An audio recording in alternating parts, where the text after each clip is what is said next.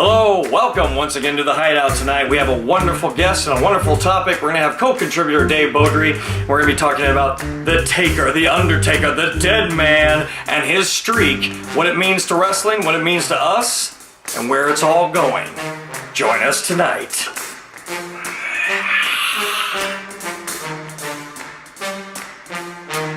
Hello, welcome ladies and gentlemen to another fantastic episode of The Hideout. I am Jason Bailey and this is my co-contributor, Mr. Dave Beaudry. Dave Beaudry. Dave, welcome back. And you know if you see Dave on, you're going to have some fantastic, interesting information on the only sport that matters to me. I mean, he likes MMA and shit, but pro wrestling. Yay! And there's a lot to talk about, actually. But what we'd actually like to talk about tonight specifically is the dead man...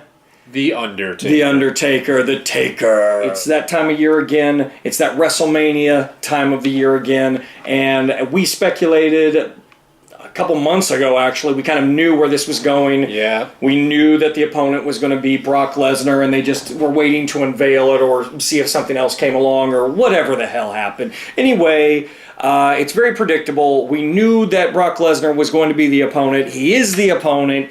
Fucking yay, Brock Lesnar. Anyway, what's your opinion on the whole thing right now? Here's the thing. The Undertaker, more than any other performer in WWE history, more so than Hulk Hogan, more so than Stone Cold Steve Austin, more so than John Cena, has become synonymous with WrestleMania. This will be the 30th edition of it. He has been in like 23 of them or something. A lot. A lot of them. Most. Since WrestleMania 7, he has missed 2, I believe. That's right. 10 and 16.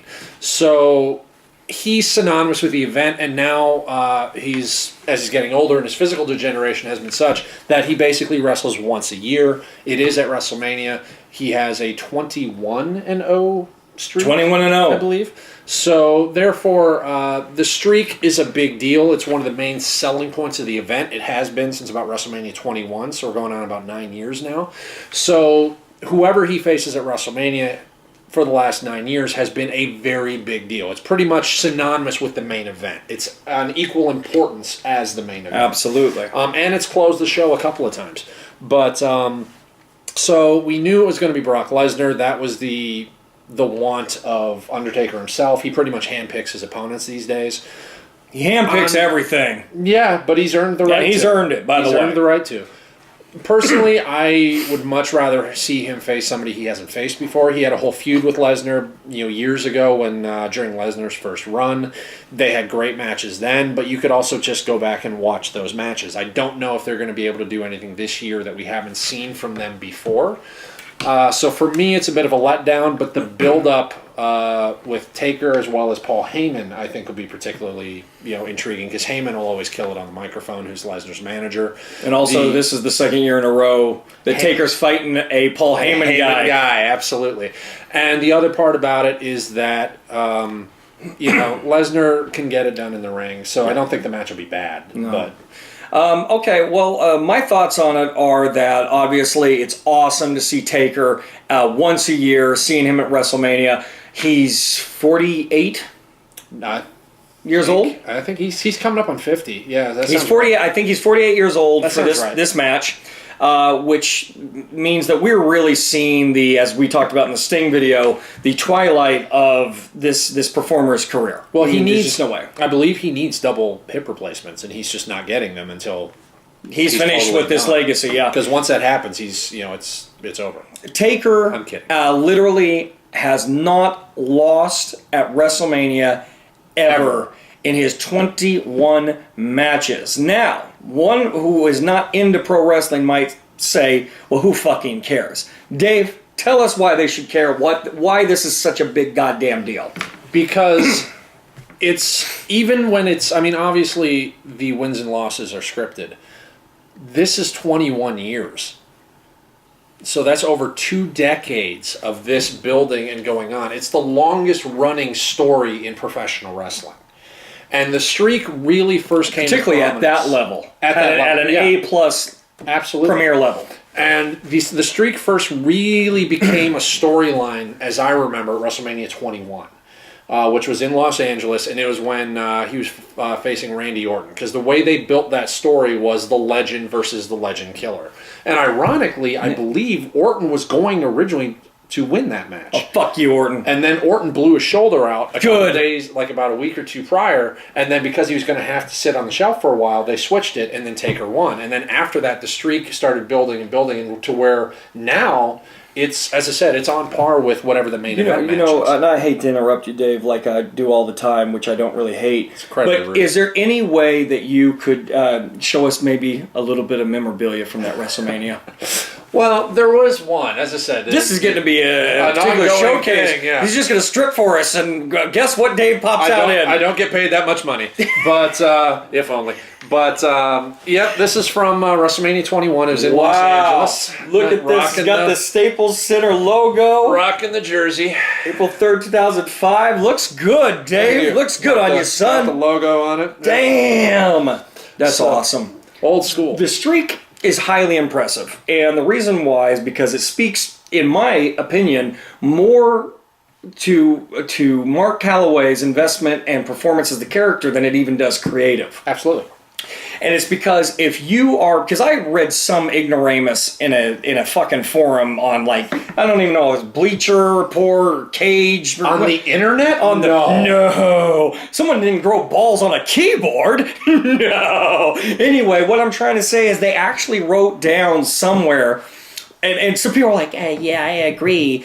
Some people actually said, well, it's an easy accomplishment, that because it's scripted, because it's predetermined, all Vince has to do is go, you're not going to lose for 25 years. That's fucking bullshit. That is bullshit. And if you understood pro wrestling the way we do, it is complete bullshit. That means that to get to the level that Mark Calloway's got with The Undertaker, you have to have a supreme character, okay? You have to support it, you have to develop it, you have to make it prevalent and relevant to every single generation that comes along. You physically have to keep yourself in prime condition to go year after year after year, and not just like fucking show up and, hi, I'm The Undertaker, and go home and sign some autographs, but perform. WrestleMania is not some little shitty house show. I mean, it's where you put it all on the fucking line. Taker upped his game. Yes. Now, I don't know how to explain this. Taker's always been good. He's always been good. I'm not saying they sucked. He's always been good. Okay? But something weird happened. As he's gotten older, when you see most athletes, they're not going to turn in better times. You're not going to see better. You're going to see a bit of a decline. Wrestlers can still tell very good fucking stories. But it's very unlikely you're going to see somebody become fucking better as they get older. The only other one I can think of would be Shawn Michaels, that you were like, holy shit, where Shawn just, every year he put on, it was like he got fucking better. He never peaked. Taker, in these years, in his WrestleMania matches, started becoming like superhuman. The show stealer. Like super fucking human, where it no longer was about the character and the character not losing. It was about a performance was going to be the best performance of the fucking night. This is the challenge when you're telling this type of story, is the fact that he hasn't lost for 20 years. Like when he fought CM Punk last year at WrestleMania 29, there was no question. You knew that he was going to win because he always does, and and that's just kind of understood. The artistry but of for what wrestling they fans, do, that's not even the fucking deal. That's the point. Yeah. The artistry of what they do, though, is there are moments in that match as you're watching it where, from a storyline standpoint, you really truly believe that Punk is going to pull it off and cheat him out of a win. Because at the time, Punk was the villain and Undertaker was a good guy. Or even if you don't. Let's say you don't fucking believe. Because I've had people actually say, why do you watch this match? You know who's going to fucking win. I'm always... To me, that's not the fucking point. If you're a pro wrestling fan, you love the story. You want to see what they can do. You want to see the performance. In Titanic, the ship sinks. Yeah, we fucking know how that's going to end. We still watch it. But the thing is that with Taker, he has literally gone from like good to fucking great as he's gotten older. And it's not the character, it's the performance. When after this little fucking shit, he started this whole campaign with Shawn Michaels, okay, and then Triple H, and obviously going on to CM Punk and stuff. And his matches are Hands down. You'll end the night and go, well, that was... Taker had the best fucking match. There's two reasons for that. One is, as I said, early in his WrestleMania career, he was saddled with some less than good opponents. Gonzalez, Bundy, Snuka was a great worker, but they were only out there for like 5 or 6 minutes. Roberts was on his way out of the company. That was a different type of match. It's a different type of story. You're right. In his last couple of years, he's only been wrestling once or twice a year. So therefore, everything he's got in him, he's going to put on that one day. It's like a big, back in the day, a big boxing match in the 80s where like you might see that boxer once or twice a year. That's the feeling you get with Taker. You know he's going to give you every fucking thing he's got. And then also he's handpicking, and I'm not saying this negatively, he's handpicking his opponents. Shawn Michaels, you're not going to get a better opponent. Triple H, regardless of what people think of him, can get it done in the ring. Yeah, he can. And they know each other very well. And they're willing to sacrifice their bodies for a story. He handpicked CM Punk for his opponent last year. So he respects him. His level of opponents has gotten better from an in-ring product point of view. That's a big part of it. Orton held up his end at WrestleMania 21. Yeah. I totally credit Taker for the match with Batista at 23. That was better than anyone thought it would be. Yeah. And credit to Batista. He worked his ass off to make that happen. The other thing is the Undertaker's known these days because of his physical limitations. He tries to make up for it in preparation. He's known for having guys fly out to his ranch in Texas. And they sounds sort of like Randy Savage. Yes, they will plot out as much as they can this match and rehearse elements of it, which people always joke about pro wrestling. Oh, it's all rehearsed. Most of it kind of isn't. Most of it is not. They work out the ending. They work that out in the ring. And then they just kind of go as they go. But Taker's different these days because he has to be. So to tell the story that he wants to tell and do what he's able to do with the limitations on his body, he rehearses as much of it as he can so that he's got it in his head and they know that they're going to get something done. That's one of the questions about Lesnar this year is that Lesnar's not necessarily the type to have the patience to go through that type of preparation.